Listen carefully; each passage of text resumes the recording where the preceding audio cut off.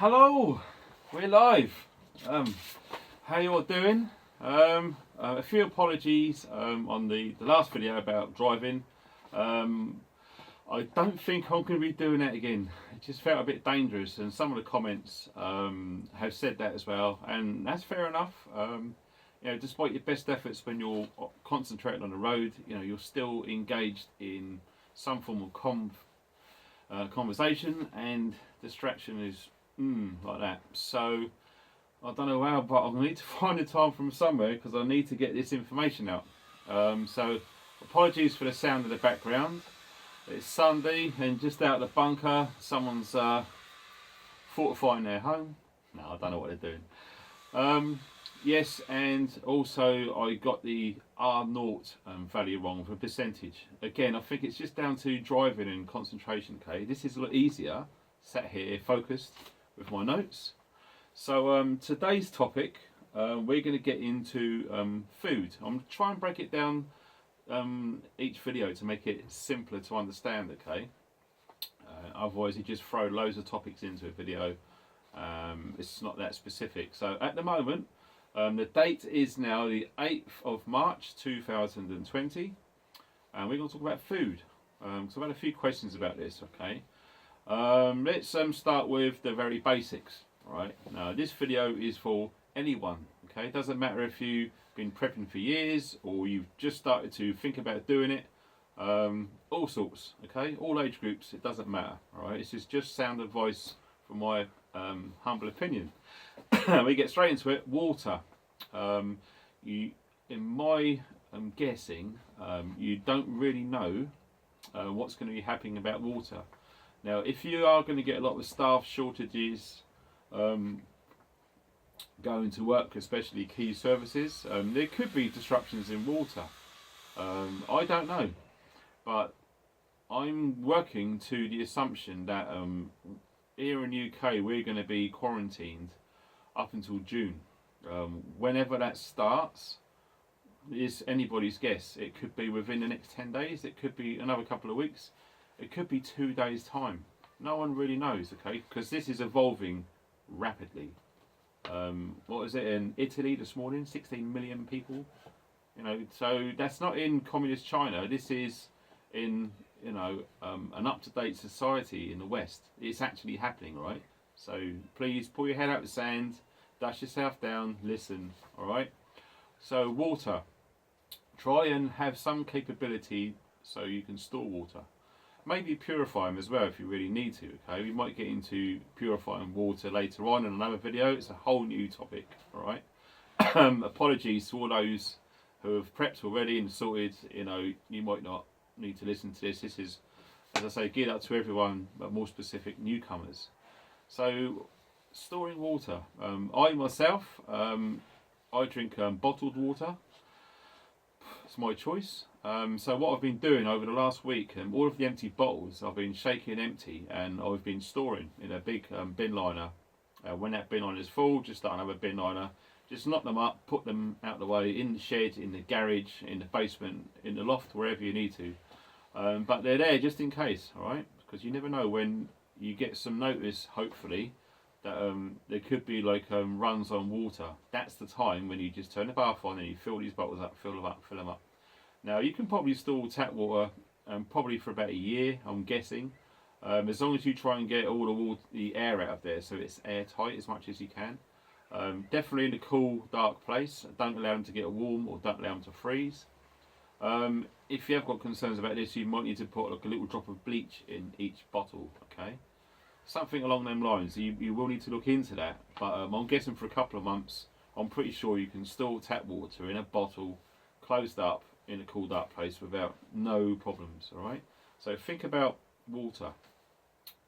Bare basics. If I was on a budget and I needed to get some supplies in, if I was looking at maybe staying at home for a month or 2 months, you have to go with what you can afford. Okay, we're not all loaded and millionaires, and we've not all got underground bunkers and 20 years worth of spam. Not many people like that. Okay, so my advice, rice. Okay, now try if you can try and get myself. I got the 10 kilo sacks of rice. It's just more.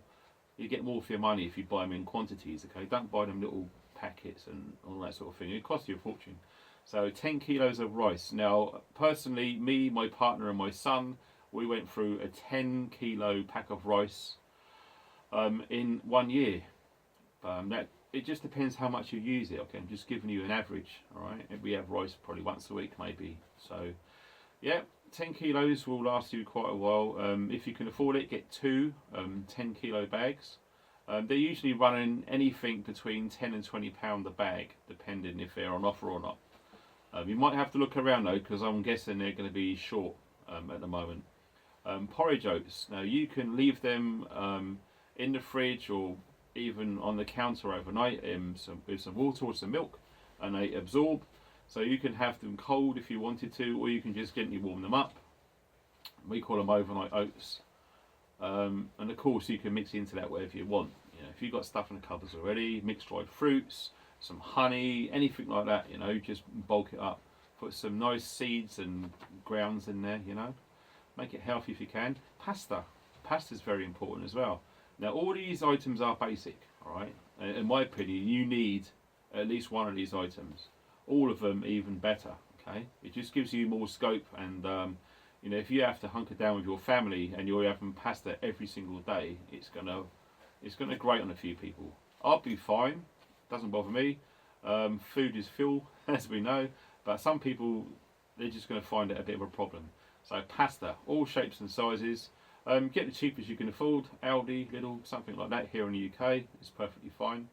And a lot of it is 100% Durham wheat, so you've got no additives in it, so it's very good value, about 30p a pack, give or take. Flour, plain flour probably, maybe get both, plain and self-raising. The only reason I say this is because it's very cheap, you don't have to get the expensive stuff, and you just mix it with water and you can heat it up and you can make flatbreads. Okay, so there's going to be a shortage of bread, etc. It always does, especially Christmas. Bread's a nightmare. You can even get that pre-baked or par-baked stuff, but it takes up room. But flour is great, just add water, heat it up, and you've got sandwiches pretty much. Moving on to tinned items. Tinned vegetables, okay? If you're just going to get like loads of like tins of curry, that's great, but eating curry every single day, it could be a bit iffy. So try to break the monotony, okay? Vegetables. It's going to be very hard to get fresh vegetables unless you've already got loads frozen or you're growing your own like we are. You can dig them up, blah blah blah. But you know, it's not the time of year to be pulling vegetables, okay? There's not that many varieties. Root veg, some of them maybe, but a lot of them are ready in the early autumn, you know, September time. So try and get tinned vegetables. Soups are very good. Now, if I was you, I would go for the supermarket's own brand. Very cheap. You're specifically looking at chicken soup and mushroom soup. Again, it gives you more scope. I've been doing this for a year or so now, and you know, don't be that guy who buys chicken tonight and all that sort of stuff. Right? You can get a tin of mushroom soup. Now you just pour it into a saucepan, and you add into it some chopped onions or something. You can get them dried. You can add water. Okay, put them in there. You can put any spices of herbs that you like in there. Salt, pepper. You can put garlic. Garlic comes in salt granules. It comes in a tube. It comes as it is. Okay, so you can mix it up a bit. Okay, so you've got a base sauce that will go with your rice or your chicken. Okay, again, you can make it up to whatever you want. It's just base ideas. Once you've got the basics, which is what I'm listing here, you can then expand on it, and we go into that in a bit. Bacon grill is always good. Shout out to Bacon Grill. Fruit, tins of fruit. And not many people, including myself if I'm honest, use tins of fruit. We usually just buy fresh. But you know, at times like this, that's not going to be an option. Alright, supply chain is going to be cut, and you'll see this over the next couple of weeks. Getting fresh fruit across the globe. You know, there's stuff in stock at the moment, but it's not going to stay fresh forever. And tinned fruit's going to be your friend. Now, try and get the basics. You don't have to spend a lot of money. The reason I'm saying basics is, or the cheapest, is not everyone can afford this. But even if you can afford it, if you get lots of basic stuff, you've got loads more money left over. So your purchasing power can spread to all sorts of different food and indeed med items. Okay, so rather than getting really expensive stuff, try and get the cheapest that you can, because you get lots of it that way. And at the end of the day, it's all calories. You're trying to keep yourself alive by keeping your core body temperature constant. That's it. I mentioned it years ago in videos. That's all you're trying to do. Trying to keep your core body temperature constant. Alright? Jars. Peanut butter. Fantastic. But if you've got nut allergies, obviously avoid. But most people, if they have got nut allergies, it's usually just peanut. The secondary close to that one would be cashew. But most other nuts, they're usually fine. But if you're not allergic, get as many different peanut butters as you can. The reason is because of the cost is very cheap, and you get a lot of calories in a jar of peanut butter, or indeed tubs. It'll keep you going for a long time. Alright? Cartons, passata, which is basically just smashed up tomatoes put through a sieve in a very fine sauce. So of course, you going back to the tomato thing, it's very cheap. You get a carton for say 30p or less. You can put herbs in it, you can put olive oils in it, blah blah blah. You can make it different. Again, you can have that with pasta, or you can have that with rice. You can have passata and turn it into a curry. Okay, just get curry powder, your mushrooms and onions, peppers, that sort of thing. You get some chicken put in there, put some passata in it as well, put some hot water in there, maybe some chicken stock, make it up a bit more, and just steam off some rice. Bang, you're in. Okay, spices and herbs. Now, some of these, believe it or not, are very cheap, but the quality is amazing. Seriously, it blew my mind. I got some jeera, some cumin recently, and when I opened that sealed bag, I've never smelled cumin like it. It was so oily and fresh and fragrant, and it was the cheapest stuff around. You can turn off your fear monitor if you want to venture into Asian supermarkets. Okay, now some people might see this as a risk, maybe so. But as long as you treat it with the respect it deserves, everything you get, you put into a bag, you go home, you go take that bag into the garden, you tip it out into the grass, and you just basically sanitize all of the packaging. Okay, leave it out in the air if you can for a day or so. That should kill off most of the residual virus. You can take it inside, and the contents should be okay. Lots of these stuff from Chinese and Asian markets were packed like more than 6 months ago, so you should be okay. But you better save a lot of money if you get your rice and your spices and herbs from places like that. Okay, and of course, I'm guessing there won't be many crowds in there because people are scared. So you're not going to meet too many people. All right. So it's a nice little tip there. Ration packs are always good. We've all used ration packs out in the field, etc. And the good thing about ration packs is they keep for a long time, and you get a lot of calories and a lot of variety. So basically, you can get ration packs. You can get great big boxes, like the 10 or 20 in a big carton or box or something, and you can set them aside, and they take up less room. And you can move them around in cars to neighbours or friends and family. Just one big block done. You ain't got to worry about bags of tins and packets of rice and stuff. It's just one box, bang. Ration packs, very good. I recommend those. And also, before we close this video, rationing. Now, it seems to be rationing going on in some supermarkets, not all. But some places are saying like the hand gels, if you're lucky enough to find any now, no more than 2 per person. Toilet rolls, bonkers. Like we said in the previous video, what happens when you run out of toilet rolls? Well, you use your loaf. All you need is a material to wipe yourself. That's it. You can use your imagination. If you haven't got an imagination at this point, you are in a beep. Okay? So just use cloths. When they're used, put them in a bag, roll them up so the air doesn't get to them, it doesn't smell. Stick it in an airtight box or a bin or whatever you want, and when it's full or when you need to get some more rags, that's all you've got, or near the end, you just basically boil them. You put them in a big pot, put the lid on if you want to, bring them to the boil, and just simmer them for at minimum 1 hour. And if you wanted to, you can put some salt in there, that'll kill bacteria. You can put other detergents in there, be creative, search on Google, and you'll find all sorts of information.